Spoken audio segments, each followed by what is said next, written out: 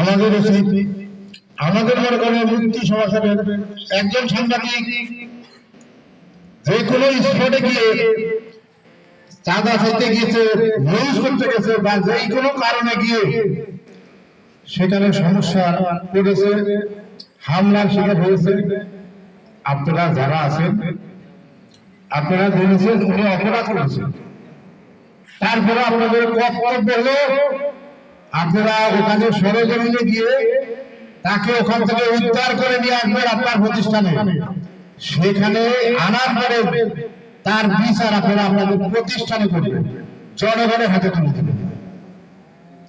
আপনাদের সাংবাদিক অপরাধ অপকর্ম করলে তার বিচার আপনারা আপনাদের প্রতিষ্ঠানে এলে আপনারা বিচার করবেন। আপনাদের সাংবাদিক যারা আছেন, সম্পাদক প্রকাশক সিনিয়র নেতৃবৃন্দ যারা আছেন তারা আপনারা তার বিচার করবেন, তাকে বুঝিয়ে দিবেন, প্রয়োজনে তাকে প্রতিষ্ঠান থেকে বাদ দিবেন। কিন্তু অন্য কাউকে তার গায়ে হাত দেওয়া, তার বিরুদ্ধে মামলা করা, তাকে অত্যাচার নির্যাতন করার সুযোগ দিবেন না। এটা যদি হতো আমাদের বাংলাদেশের সাংবাদিক নির্যাতন অনেকটা কমে যেত। আমরা কিন্তু মাঠে যারা কাজ করি আমাদের সমস্যা হতে পারে না ভাই।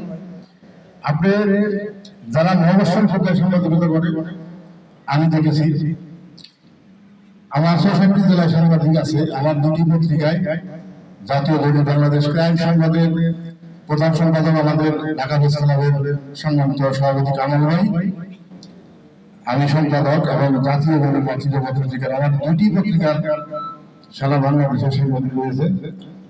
তো প্রায় দিনে এরকম একটা দুটা ঘটনা ঘটে। এই দীর্ঘ ৫-৬ মাস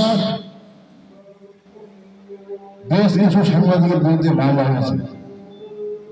তারা নাকি আমাদের পক্ষে নিউজ করছে।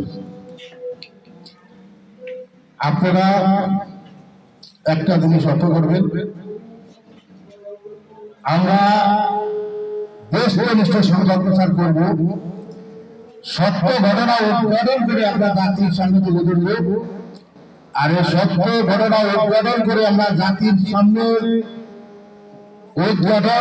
উপস্থাপনা করতে গিয়ে যদি আমরা কোথাও আপনারা কোনো ধরনের হয়রানির শিকার হন, হামলার শিকার হন, আপনারা সরাসরি আমার সাথে যোগাযোগ করবেন, আমি তার প্রতিবাদ করব।